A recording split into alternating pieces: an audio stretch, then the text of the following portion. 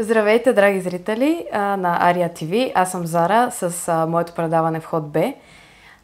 Днешната тема реших да посветя на някои въпроси, които са ми задавани от зрители в няколко пъти, които участвах в ягодката на Шкембето, а именно относно политическата ангажираност на младите, тя от какво се влияе. И днес гост ми е мой много близък и интелигентен човек, подходящ за тази тема, Калоян Маринов. Здравейте. Да, много формално те представих.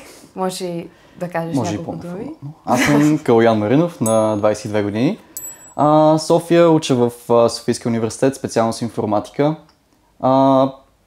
За мен това е. Но за младежта, въпроса за младежите, които дали се интересуват политиката, според мен, мога спокойно да кажа, че голяма част от тях дали не се интересуват, със сигурност нямат представа от политическата ситуация в България. Може да има наченки на интерес при голяма част от тях, но за повечето от тях не се говори в семейството, не се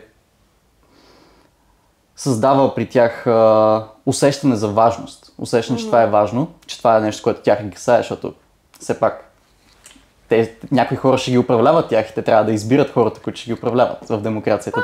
Такива са правилата. Така ли? Това е на теория. Да. Практиката може да се разделя от теорията, но ако няма теория, няма и практика. Да, не е еднозначен отговор, със сигурност. Да, със сигурност не е. Да. Много голяма част от младежта, много казвам, не бих казал, че се интересува така от политика на по-задълбочено ниво. Естествено има изключения. Аз твърдя да кажа, че съм заобиколен от хора около мен, които са с позиция, които са будни, те включително, и познавам много други наши приятели.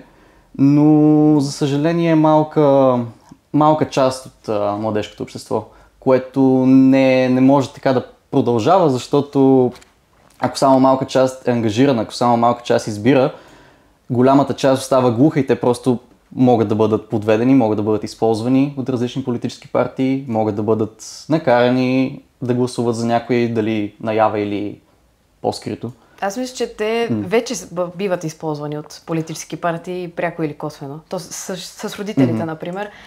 Дали няма да споменаваме имена, но ти си ми казвал за твои познати, които като ги питаш за кого сте гласували, техният аргумент е: той ни помогна, Бойко ни помогна с този бизнес. Аз съм чувала и други много силни аргументи. Мама така ми каза. Да. Нали, ако изобщо гласуват. Защото доста от младите на моята възраст не гласуват. Това също е епидемия, така да го кажем, които някакси знаят, че се гласувам за...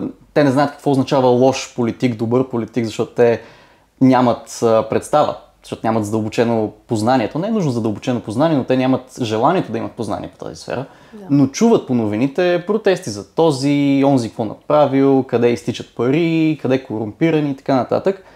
При което излизат с аргумента, че аз няма да гласувам, защото всички са едни и същи. Да.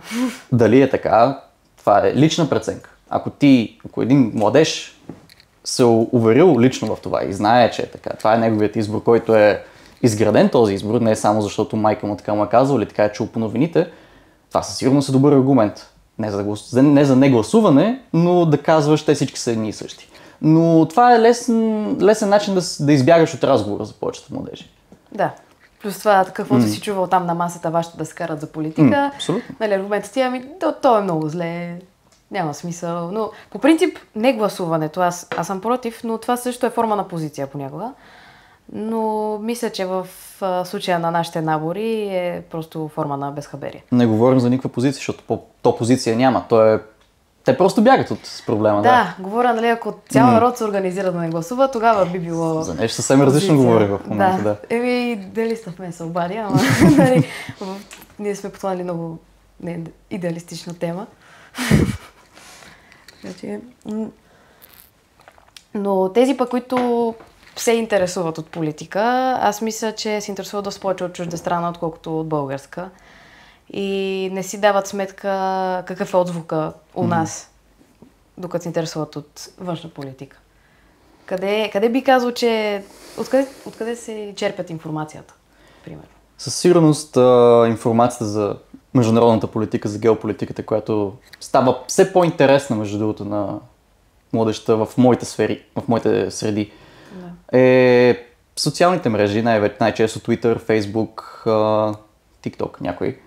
Да, затова те питах, защото нали, нашите 3 години разлика в принцип са незначителни, обаче в този случай точно моите набори за Twitter и Facebook не става никаква дума. Не.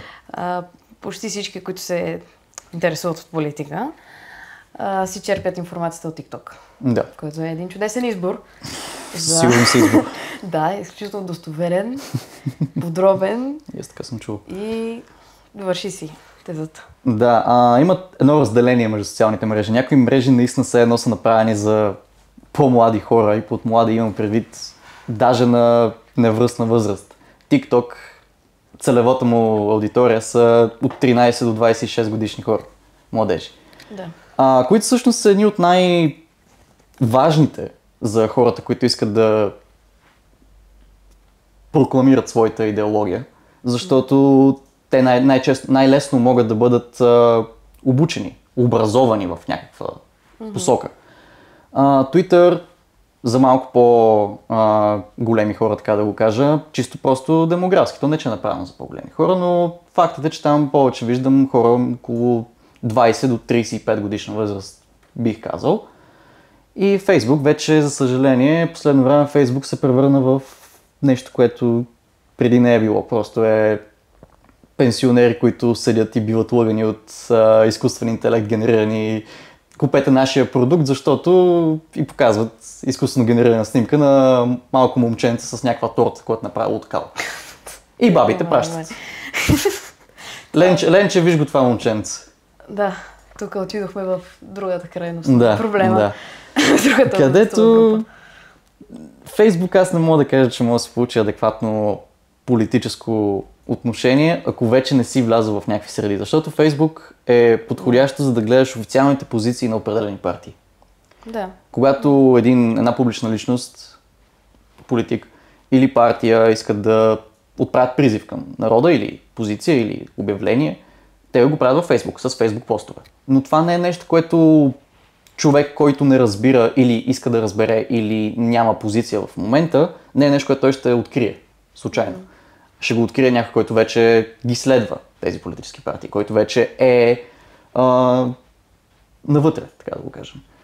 TikTok пък е съвсем отделно. Там не можеш да видиш нищо целенасочено към нещо, което търсиш. Там можеш, но идеята на TikTok е да получаваш случайни видеа, които те се получават от това, което обществото иска да гледа, защото те стават известни това, което обществото иска да гледа, но там е по-трудно според мен да се получи официална позиция. Докато Twitter... В Twitter има повече дискусия между ежедневния човек, според мен. Да, така е. Да. В TikTok няма дискусии. В TikTok няма дискусии, да. Има, но... Там е тегло. Но мисля, че ти не можеш да получиш официална позиция, в смисъл, че не можеш да видиш официални източници като форум на партия или такива. Това визирате. Но притока на информация е огромен там. Особено на последните месеци TikTok е много политически зареден. Но според мен не можеш да добиеш реална представа за това, което се случва само оттам. Може да си дадеш сметка за много неща, но ако да кажем се интересуваш в степента, която аз и ти се интересуваме. Но иначе за хората на моя възраст, които съм се нагледала, които смятат наистина, че те са политически заредени и че са много наясно какво се случва наистина в света. И аз и не казвам, че аз съм напълно наясно. И се черпят информация си единствено и само от TikTok. Те си имат някаква илюзия за проблемите в света, която изобщо не е вярна. Ще ти дам пример с като беше гласуването между Тръмп и Камала Харис. Значи, всички, които подкрепяха, това сме го обсъждали в училище, в дискусии, всички, които толкова сърцато подкрепяха Камала Харис, единственият аргумент, който кръжеше най-вече из TikTok, беше за абортите. И абсолютно нищо друго. Те даже отказват да приемат факт, че Тръмп нямаше да забрани абортите, примерно. Щеше да го остави на щатите. Нищо друго. Няма други фактори не съществуват, всичко е черно на бяло. Ти ако подкрепиш малко повече Тръмп, веднага ти слагат етикети, ти си тръмпист, русофил, расист, така. Това е основният проблем. Сексист забрави. Да, те са много. Според мен това е основният проблем с хората, които се интересуват от политика в кавички, защото не могат да видят някаква обективна гледна точка и всичко поставят под общи знаменатели. Ами това може би е някакси проблем на тези, които създават съдържание в тези социални мрежи. И защото те истински известните, са често привържени са на Демократическата партия. Ще дам пример с точно изборите между Камала Харис и Тръмп. Големите канали в TikTok са такива, които са привърженици на тази лява идеология, което дали е грешно, дали е вярно, няма значение, това е тяхната позиция. Проблемът е, че това е основното нещо, което се вижда, защото когато Америка има ляв президент, лявата идеология е по-известна в TikTok най-често, защото дясната пък се бута надолу. От алгоритми, от цензури и така нататък. Обратното се случва, когато има републикански президент. И това е, че някакси твърде много в Америка, точно примерът, се разделят на лагерите, демократите или републиканците. И този, който в момента управлява, един вид контролира мнението на публиката. Аз не знам колко републиканския президент в момента Тръмп контролира в TikTok потока на информацията, защото цял TikTok е срещу него. Почти. Защото Тръмп той спечели изборите, но не спечели точно тази младеж, която вече беше, ще използвам думата индоктринирана, въпреки че не мисля, че е съвсем точна, която беше обучена от TikTok да мрази Тръмп. Да. И това си е индоктриниране. Да. Защо да не е точно? Да. Но да, тези, които в момента са политически активни, станаха политически активисти точно в периода, в който Камала трябваше да спечели според TikTok. Да. И според големите създатели на съдържание в TikTok, политическо съдържание. И то просто остана. Тези хора не са си променили мнението. Не е дошъл някой да им каже, всъщност Тръмп е добър. Всъщност Камала беше много зле и ти го знаеш това вече, нали? Не се е случило това. И младежта просто се повтаря едно и също нещо. Защото се създава това добрия и лошия. Се създава усещането, че един може да прави само лошо, а един може да прави само добро. Което политиката е направена черна и бяла. И е твоя вина, че си на черната страна, нали? Да, точно. И това всъщност е нещо, което доста лесно извинение създава при младежта да не се интересува от политика, защото те чуват коя е добрата страна и те не искат да видят другата позиция. Защото това означава ти да бъдеш контра на мейнстрима, който е сред младежта. Ти да бъдеш в контра на твоите приятели, ти да бъдеш в контра на благите ценности, които се проповядват в TikTok. То не е винаги само това. Има хора, които, нали, говорят пак за младежта, които си виждат всичко, даже не черно на бяло, а всичко като черно. И затова също отказват да се интересуват, но любимата ми група са тези, които отявлено си призна, че изобщо не ги е бе за какво се случва, кой ги управлява, защото те си имат покрива на главата. Те са си, да кажем, средна класа, която може би скоро ще спре да съществува. И те няма да видят покрив на главата. Но те си живеят удобно и до там. Нали сега има добре? Сега има добре, да. Но сега сетих това и за TikTok по-рано, като обясняваше за алгоритъма, че по едно време, преди, да кажем, 2-3 години, бях останала с впечатлението, че TikTok е сравнително, не мога да кажа обективно, но съм виждала си всякакви политически гледни точки и че не се трият от алгоритъма. Докато не се натъкнах на един много интересен акаунт, това беше преди 3 години. И видях една пирамида там с структурите на властта. И не си спомням вече точно как беше конструирана, но отдолу бяха овце, тук пишеше, нали, ти си там, и най-отгоре бяха Ротшилд. И аз тогава, тогава не знаех всъщност какво е Ротшилд. Имаше и други имена също, Рокфелер сигурно беше там. И аз всъщност тогава разбрах за семейството Ротшилд, почнах да се интересувам малко повече и се върнах в този профил, той беше изтрит. Изцяло. Това много лесно се използва езикът на омразата, че това е било език на омразата, че това насажда... Да, както нашия профил и той насажда омраза, както разбрахме. Точно така, да. Така че... Затова не уважавам младите, които се интересуват от политика на база на TikTok само. В интерес на истината, това е хубаво да те го каза за този акаунт. Такива акаунти има. В TikTok има всякакви мнения. Въпросът е, че там това, което става популярно, е това, което е било популярно преди това. Тоест, което е известно, става все по-известно. Видеята, които ги гледаме. Да. Докато тези, които са проблемни, полемични, и то не в правилната посока, да. Те не ги трият. Могат да ги изтрият, ако се определи език на омразата, ако наистина насаждат някаква омраза или така нататък. Но те биват избутани по-надолу, което означава, че много, много, много малко хора ги виждат, което не може по този начин да бъде. Защото каквото аз си мисля, че всеки има, че по-скоро всяка информация има правото да бъде равно разпространявана. Сега, ако тази информация е с откровени терористични или без полза към обществото цели, тази информация, защото е можело да стигне до хората, може да бъде, да се каже, това е грешно, да се покажат фактите какви са. Но да не бъде, това е неудобно за нас, не може да бъде показано. И да бъде избутано надолу, че по-малко хора да го видят, а на останалите да си получават това, което с дневния ред решил, че е правилното. Това в TikTok се случва. В Twitter е по-лесно да се намери политическа позиция, защото там хората са такива, които вече са живели малко повече. И... Да, там все пак и възрастовата група е друга. Възрастовата група е повече. Няма цензура, освен ако не е срещу Илон Мъск. Да. Да, аз съм виждала там всичко, така че...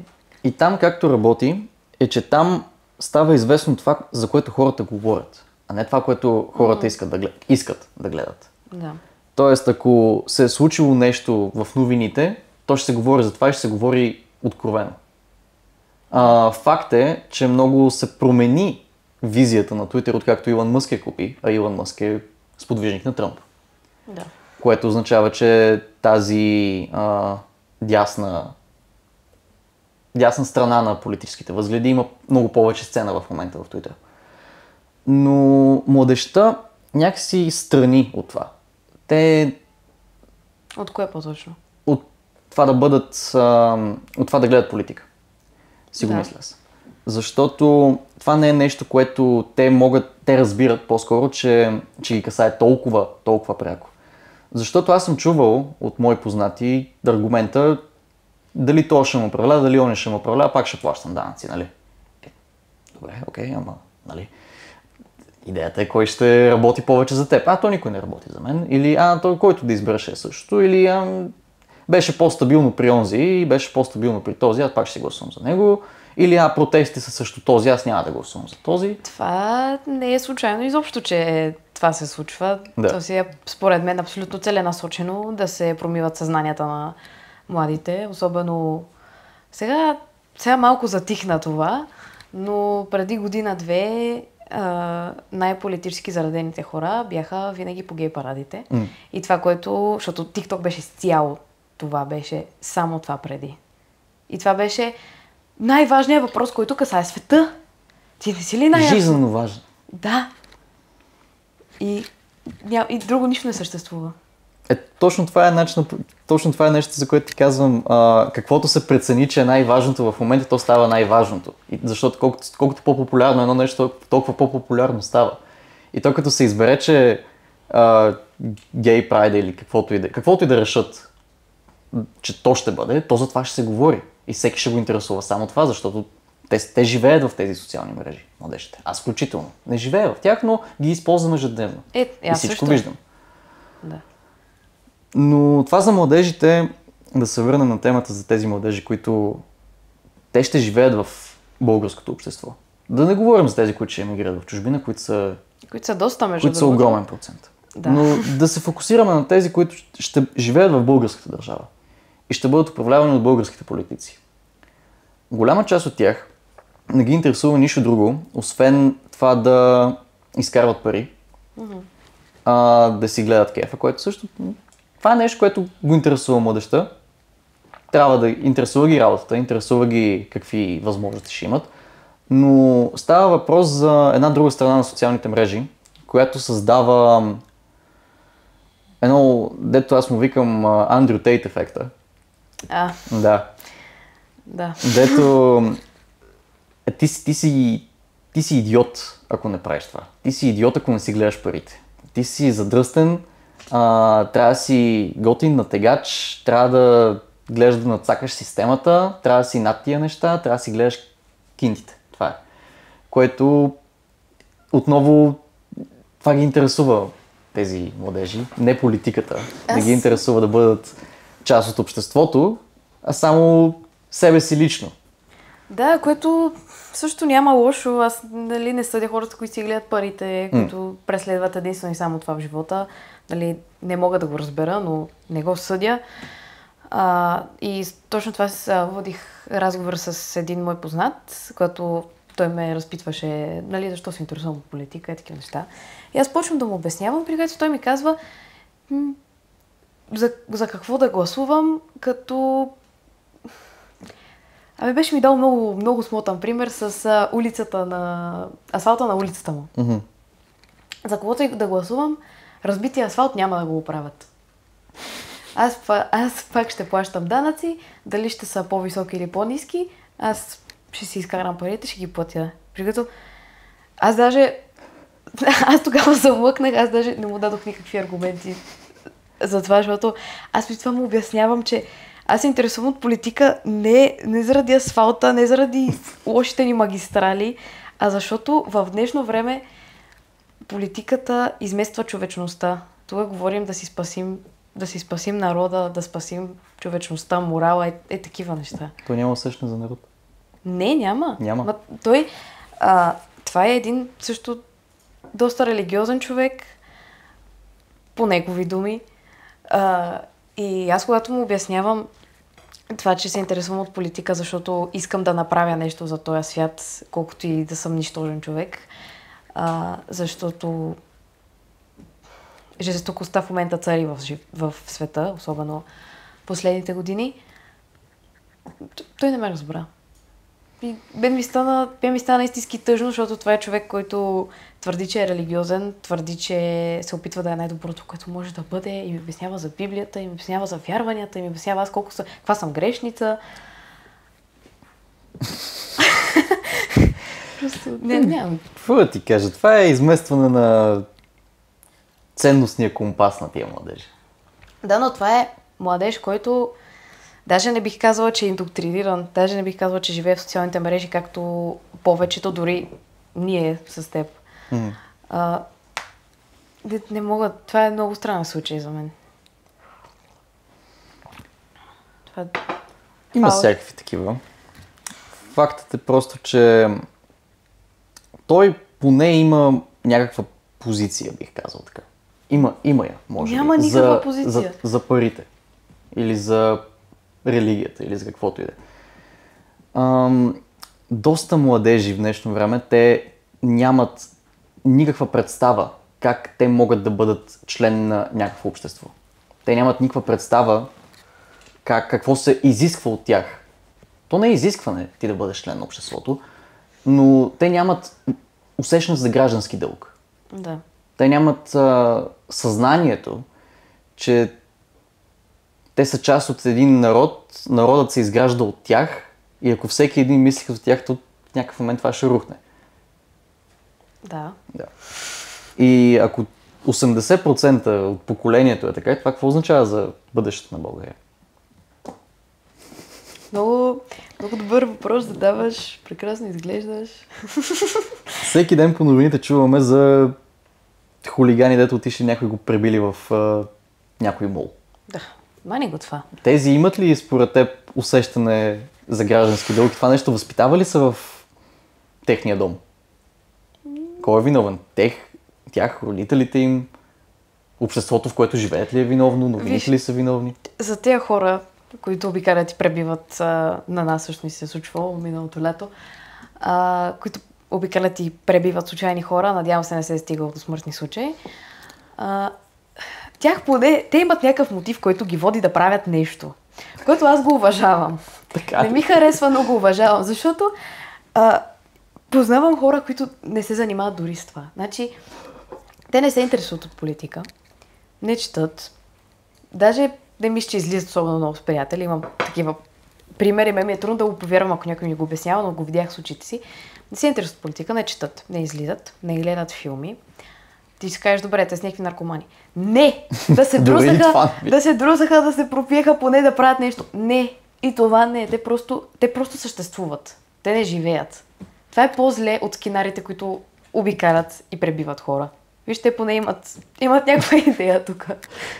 Не знам дали съм напълно съгласен с теб, дали това да не правиш нищо за обществото и това дали обективно да вредиш на обществото, кое от двете е по-добре. Ако ти говориш за личностната позиция на човек, отвътре да има някаква мотивация да се събуди сутринта, добре, съгласен съм. Но ако говорим в общ план за една държава, аз лично бих избрал онези, които седят на стола вкъщи и си играят на компютър цял ден и не са излизали от 2 седмици. Не. Мен тези хора ме направят много повече, отколкото скинарите. Значи твоят проблем по-скоро е личностен. Не само личностен, но може би, не знам. Няма да говорим за моята патология. Добре. Това е съвсем отделна тема. Но не знам. Между другото има и политически заредени хора от тия скинари. Има със сигурност. Аз знам към кои партии съм случен. Кои? Десните. Крайно десните. То се личи просто по повечето. Личи си като имаш свастика истинска. Нацистка свастика. Това е истинската. Аз ти говоря с позиция, която е ясна за обществото, на челото или на главата. Защото на това съм се гледал. Наглеждал. Нали, тук Шипка, тук Ботев, отстрани отзад на главата да не разправям. Да. Ето тези наистина имат политическа насоченост. Да, аз това го уважавам повече от това да нямаш никаква насоченост, защото поне стоиш зад нещо, поне стоиш зад някаква идея и макар аз да съм крайно несъгласна с нея, ако ти я проповядваш и я защитаваш, независимо от това, какво ти казва медията и властта, аз те уважавам и ти имаш цялата ми подкрепа. Защото поне имаш някаква идеология.